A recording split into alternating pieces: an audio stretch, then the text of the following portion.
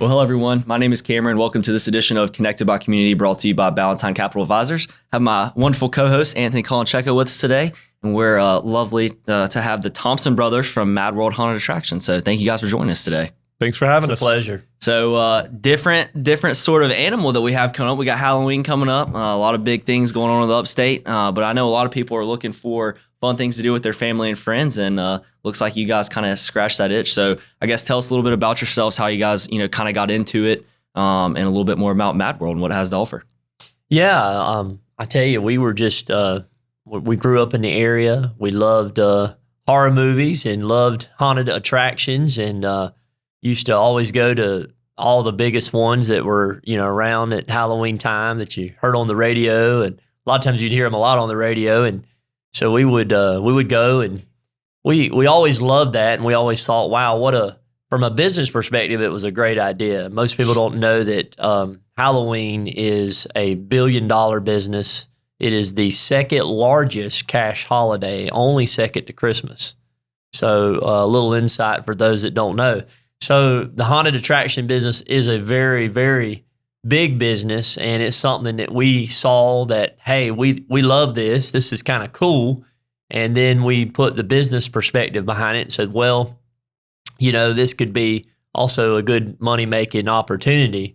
Now, what we found out when we did get into it a little bit, that the money-making didn't just come right off. It was a lot of spending money and a little, very little return to start with. But we realized that it was passion, and we were fortunate enough to have other businesses. So this was not like something that we had to rely on for income.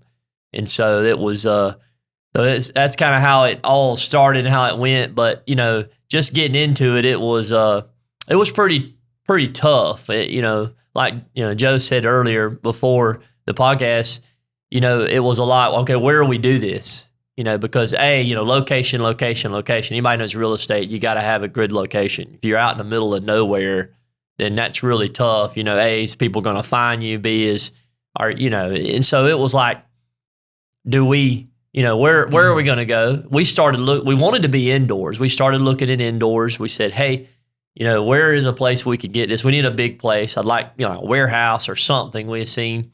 But at that time, you couldn't just rent a place for a few months out of the year. It was kind of like you had to rent it for a year. You got to be all in or nothing. You got to be all in or nothing. And we're talking like, $5,000-$6,000 a month leases on some of these buildings that we would need. And we're like, we don't have the budget for that. So it was friends of the family that were really close to our family that actually had this property of where we're at now, which is on the frontage road of 85. Now, there was absolutely nothing on this property besides some woods and some parking area.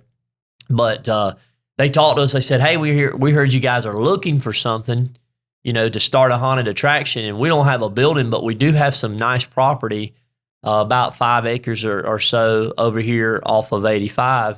And we said, hey, we'll take a look at it. And so I remember that time me and my brother Joe, we went, took a look at it, and we were like, okay, this is a big open area for parking, and let's see how much wood you got. So we went in to look at through the woods, and we like, this wasn't our ideal thing of what we wanted, but it's probably going to be the least inexpensive, thing to start to be able to get it up. And I just remember it was like, okay, we'll do a little trail and carve a trail out and bulldoze a trail, and that was in 2010 is when really it formulated, and in 2011 was our first year. Wow, what a story! What about you? What was your take kind of on that first little?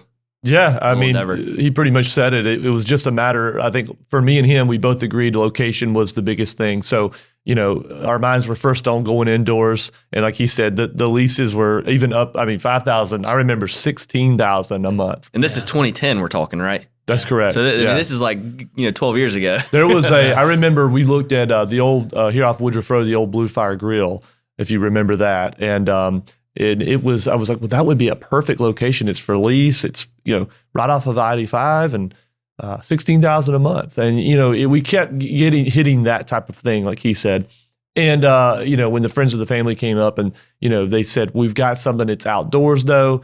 We're like, well, we'll look at it. And, ultimately the positioning of where we were was most important to us. Being along I-85, that main vein between Charlotte and Atlanta, really set us up for success from the beginning. And then what we did with it after that, I believe, is what really made it take off.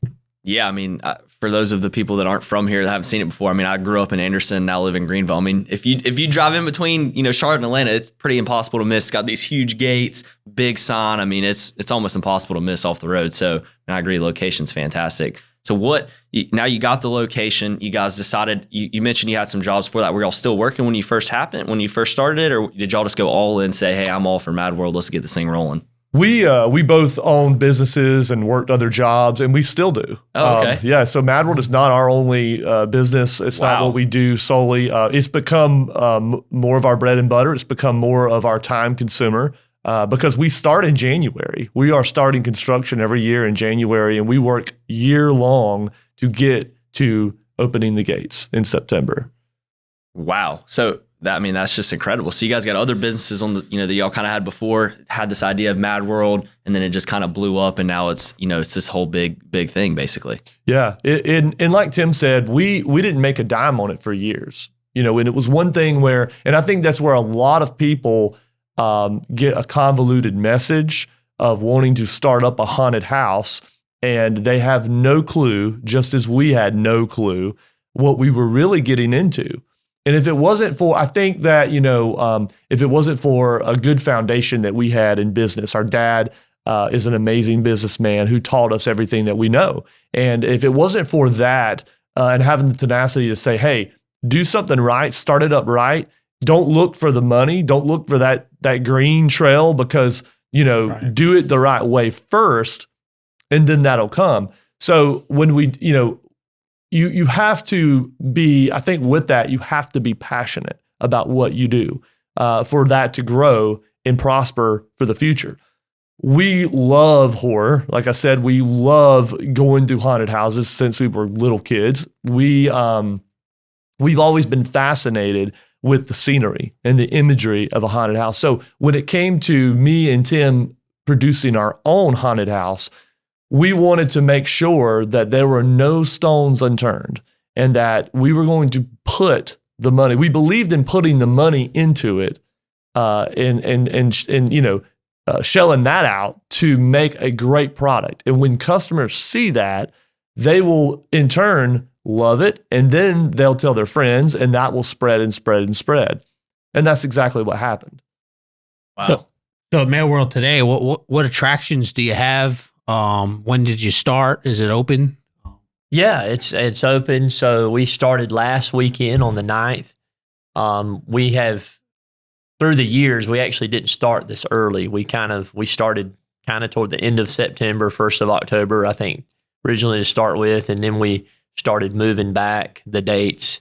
What we have found in the haunted attraction business is that it is a Friday and Saturday business, period. Friday and Saturdays will literally be 90% of our revenue. This is the reason. A lot of times people ask us, well, why don't you open every day, during the season, even during October? And it's just not, we would lose money. That's the difference. So just to give you all a little perspective, just to give you kind of some perspective with numbers. So we'll go from a Friday or Saturday doing 5,000 to 10,000 people in a night to doing maybe 500 people on a Sunday. Wow. So that is the difference. Yeah. That is literal difference. So, we're talking 10% difference on any other day besides Friday and Saturday. And Sunday's even technically a weekend, but it's like when it comes to like going to school or work day, work night, nobody wants to go out. It's like Friday and Saturday, it's party time. It's what can we go spend our money on and get in trouble or whatever. And it's like, entertainment, that's when everybody's looking for it. And I wish it necessarily wasn't that way. I wish we could be open all week. But so our production, I like to call it a production because that's what it is. It is a large production. Most people don't realize. So Madworld, I can very honestly say I don't think any other attraction even comes close to the amount of staff members we have. We generally carry plus or minus 200 people on staff during the season. Wow. And so we will have literally over 100 to 125 actors alone. So that's our actors. And then you have parking, you have security. I mean, Anderson County Sheriff's Department, we don't run without them. They're there the whole time. So, well, do you really need that? Well, we hope we don't. But the fact of it is their presence helps to be able to create a safe environment, an environment that families can feel like, hey, this is a great professional, a very safe place to bring our family and our children. We want to create that. So a lot of everything we do is with complete total professionalism. We look at role models like Universal Studios. We look at Walt Disney World. I've been to Walt Disney World, Universal. We watch how they do their queue lines. How do they do their attractions? They are, to me, the absolute kings of what it comes to be able to run efficiently. They know how to take 100,000 people in a park and be able to make them feel like nobody feels that that's 100,000 people. They're able to, the way they move their queue lines, the way they have queue line entertainment, all of those factors are things that we have looked at through the years to be able to create the product that we have now. A mini version of that. Yeah. Very, very mini version of. And again, obviously we don't have the funds and money and, to be able to run like they do, but the professionalism, what we require, you're not going to come to Madworld and see us just in a regular little t-shirt or, we're going to all have Madworld staff shirts that are, polos, and they're, everybody is going to look like the part. And so we have a management team that's made up of anything from trail manager to customer service manager, makeup director, costume director, operations manager. We have a whole customer service team that our customers can come up and anything that's needed, if there's issues, if there's problems, we try to hit every area of that. So it's different. A lot of people don't really expect to see what they see when they come to Madworld. People think they're coming to a backwoods haunted house in South Carolina, but when they get there, they're like, "Oh my God, this is amazing," and this is not what I thought. Like Tim said, very professional. And in turn, we've been able to have a lot of families with young children come to Madworld, or people that have never been to a haunted house in their life are now braving that and being able to do that because of the environment that we've made. That's right. I'll say this because you guys probably want to hear this. Obviously, being a haunted attraction, we want to obviously be scary. We want to be able to, that's the whole point of coming through and scaring people. But before we do anything, we ultimately want to entertain. We are in the entertainment business. We are not necessarily in the scare business. We're in the entertainment business. Our goal is that every person that comes in, from the little child to the 60-year-old, that they have a good time. And in doing so, what we try to do is cater that experience to each individual. A lot of times what we see is there'll be that person that comes in that says, "Hey, I want all you got. I really come to be scared." And sometimes it's not scary enough. Sometimes for me and Joe, it can't be scary. I mean, we don't go and get scared. I mean, we go to other haunted attractions.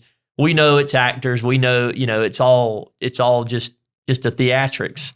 And so we don't get scared, but we love the entertainment value, how good it is, what's the set design, how good is the acting.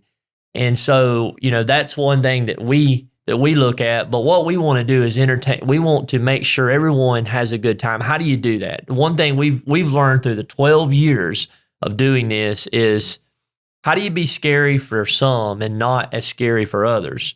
Well, about 4 or 5 years ago, we decided to come up with an idea that no other haunted attraction was doing.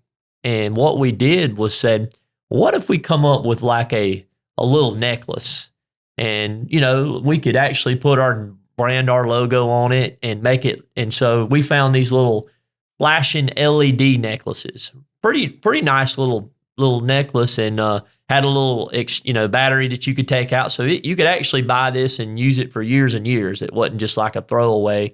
And so we said, well, let's sell those things to those that want it. And what that's going to do is for anybody that wears that, that's going to tell us that this person is a little bit more on the scared side, and we actually need to be able to lay off them. We need to make sure. So a lot of times, kids will put this on. Our grounds characters will, come up and give them high five or be, not be so be afraid of them, afraid and scared of them. So in a lot of ways, it's like a cross to a vampire. It'll kind of repel them. And so it lets our actors know, okay, who's the ones that maybe don't want us a little bit much intensity with them. And also empowers the young folks, especially. It gives them that psychological ability to be able to say, oh, I've got my magic medallion. Now I can protect. Now I can make it through where I wouldn't be able to make it through now, but now I've got this and it's going to protect me. And so a lot of kids and even adults have gone through with those little medallions that would have never gone through before, and they love it. The reason I've been smiling and laughing since you've been explaining that is so I've gone to Madworld numerous times since, because I live in the area, obviously. And my wife's going to kill me for telling the story on this podcast. But so she's like on the scaredy side, like me and all my buddies would go, whatever. And I finally convinced her. I was like, all right, we are going. And she's like, she calls it the scaredy cat pass, which I don't know if that was what it was branded or not. But she's like, the only way I'm going is if I get this pass. And I got it for it. It's like lighting up and stuff. And it does work, though. I mean, she was still scared some, but it's just funny because you were talking about kids, but even adults wear it. I mean, if you got a wife or a girlfriend or whoever who's a little scared, but you still want to go, you can go. What we found fascinating is when we rolled it out the first year, we rolled it out essentially for kids, and we found that more adults by far bought it than kids did.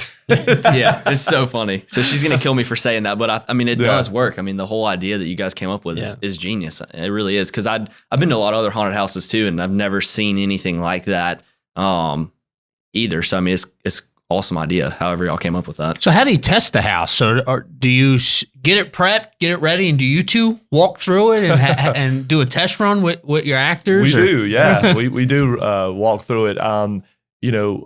We believe as owners of a business that for a business to be successful, you have to be a part of it. And there is not one night that we don't operate that Tim and I are not out there. From the first to get there to the last to leave. So quality control, we have a quality control manager, but we are all ultimately the peak of quality control, because if it's not to our liking, then it needs to be fixed. So we're always walking through. Yes, to answer your question directly, there is a day or days that we have training days for our actors. We have dress rehearsals. We have run-throughs. So creating a scene or a room in a haunted house starts with one thing, and that's an idea. And that idea usually starts now. We're planning for next year. So then it becomes a sketch. Then it becomes a roundtable discussion between managers to whether we should do that one or keep that, or what ideas does everyone agree on, and then how realistic can those ideas be, as far as some things in theory work, but in reality, they do not work. So it's a matter of testing that and then putting the hammer to the nail, building it, and then seeing that come forth with the scenery. Once that happens, then you put the actors in there. With the actors, it really becomes what it's supposed to be. And then we find 9 times out of 10, things have to be tweaked. You gotta, we thought that this would work there, that prop or that actor standing there. It doesn't work at all. Let's move things around. So it's really all season is a constant evolving process of creating that room or scene to make it good, to make it viable, to make sure that customers are enjoying it properly. Wow, that's pretty incredible. Yes, that is really incredible, and that's probably why you're number 1 in South Carolina, and what is it, 10 in the world? Top 10, yeah, Top right 10? in America, I think. Yeah. Many places. Yeah. We wear our heart on our sleeve, that's for sure. The biggest thing for us is our customers. Our customers, there's a lot of different review places that come in, and we don't put our show on for them. We don't put our show. We find that a lot of review places look at it from a one-sided lens, and that is, they're big horror people, and they're big horror buffs, and this could be more gory, this could be more scary, or this could be more this. But we actually want to create something for the masses. We want to create something that's going to be that good fit. That's why we don't do touch. There's haunted attractions out there that do touch and offer, and I think to me that's just trouble waiting to happen. Yeah, we were talking about Yeah, we were actually earlier. talking about that because one of the biggest like crazy touch ones is like McCamey Manor. I'm sure you guys have. Yeah, heard we of know that. the owner very well. Yeah, and it's like that. I mean, I'm like pretty non-scared, but that's just kind of insane. I don't know how That's extreme. that's pretty extreme. That's extreme. I can Well, barely- that's a certain client. It's Right, a certain that's right. clientele That's a for very- sure, and they're out there, but they're the minority. Right. They're few and far between. Having a business mind about this, which you have to. It's not all fun and games. It's a business, so it has to be ran that way. So it's all about creating something for the majority. Like Tim said, we pride ourselves and we're passionate about horror. We love Madworld is one of the scariest haunted attractions in the country, and we love that. But also, we'll put Donald Duck rides out there if it's going to sell. I mean, it doesn't. Yeah. It's about business. What do the people want? What does the upstate of South Carolina want? And that's what we want to give them. One thing I wanted to touch on too, talking about it's right in between Atlanta and right in between Charlotte. Do you guys, I mean, I'm sure the upstate is a huge majority of the people that come, but I mean, I'm assuming there's probably people coming from all over. I mean, especially, within 2 hours, if not even all further. over the country. Yeah. Really? All over the country. It amazes us to hear. We'll get to talk with folks, and they're, we came from Texas, we came from Arkansas, we come from Mississippi, and a lot of them, you get more of the really haunt connoisseurs, if you will, that love haunted attractions, and they love to go to all the big ones. And so we get a lot of the out of state because we are so well known in the industry now. And we love that. I mean, we've been contacted by celebrities, by agents saying, "Hey, we want to come pick a night to come out and see you guys." They usually want to come in low key, get in and out, and That's incredible. Yeah. So it's great. I mean, we have I love it when celebrities are our fans, and it's like, we even have locally here, UFC's on Stephen Wonderboy Thompson. If anybody's in the UFC, he brings a huge group out every year.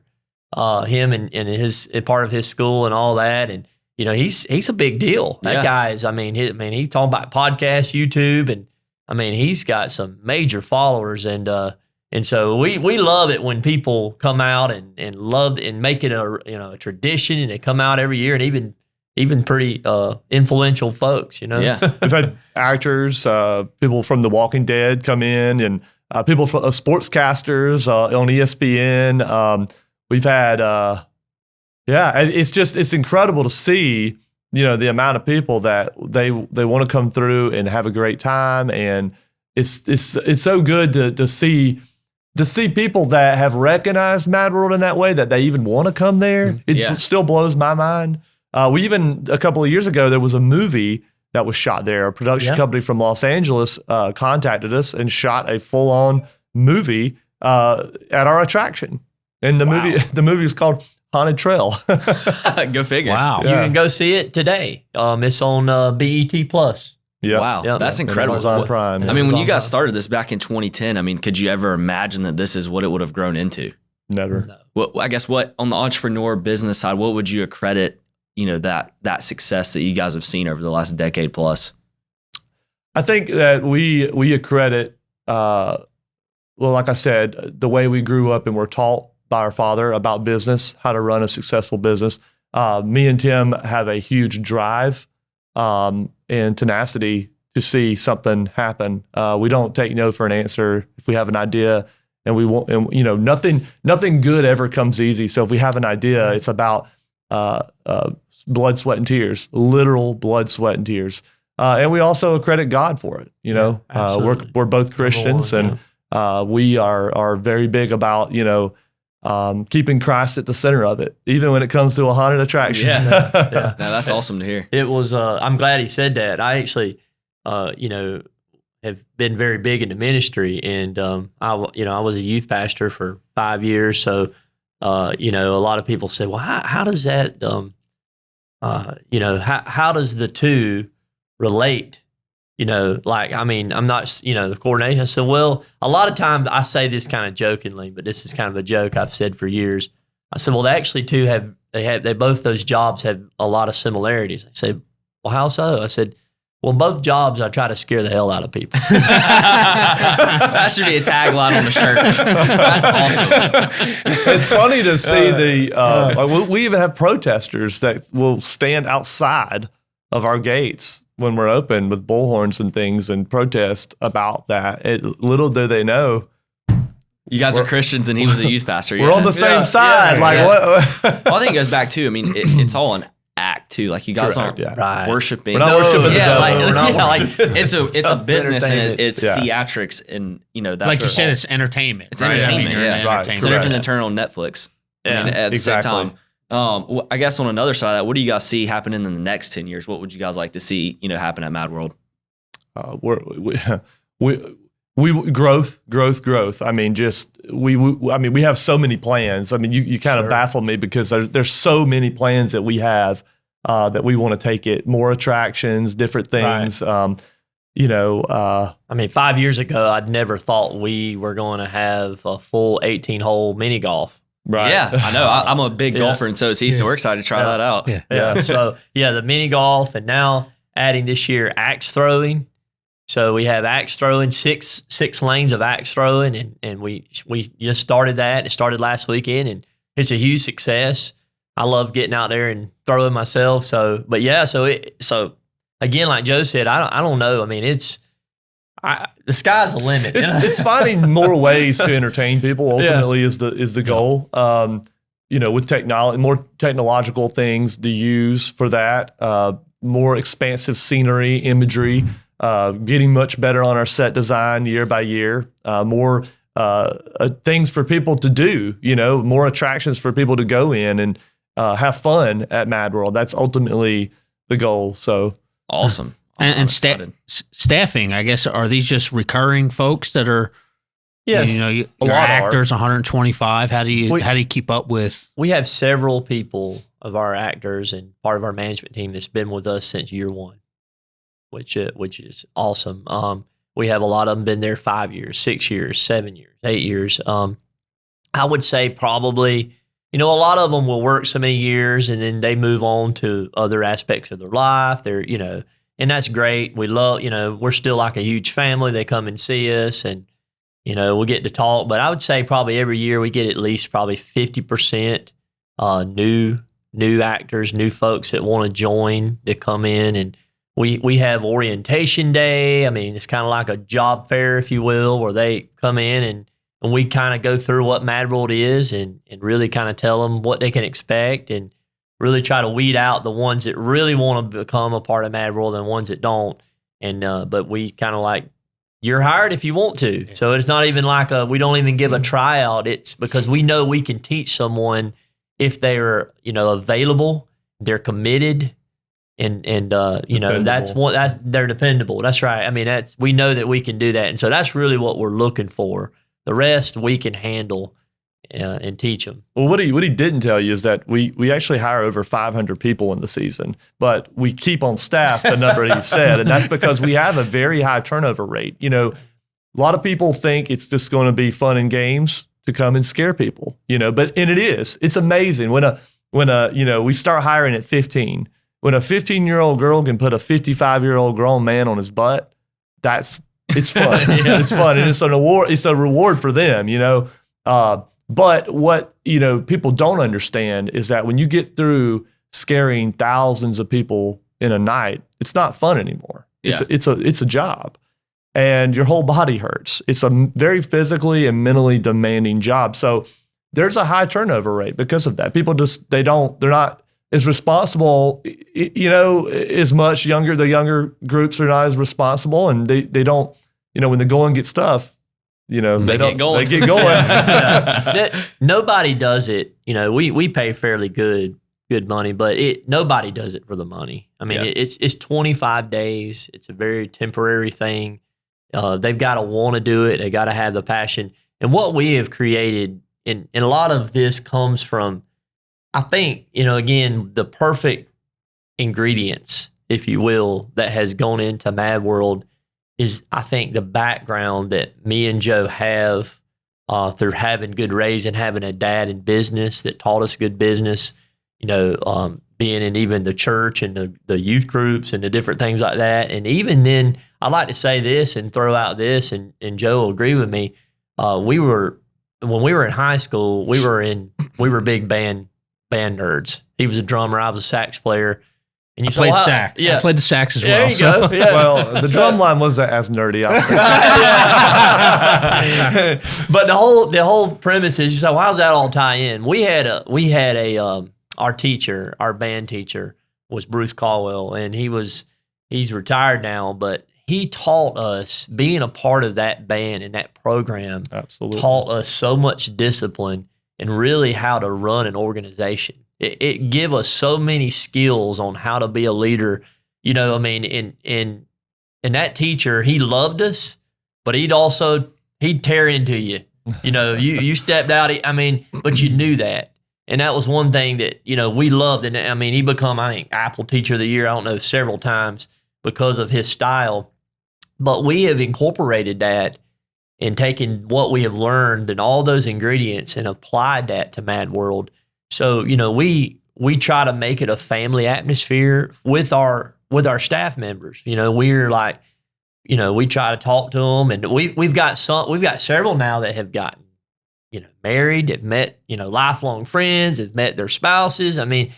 It's amazing to see that. But one thing that we do is, we get together and have kind of a coach chat before we even start.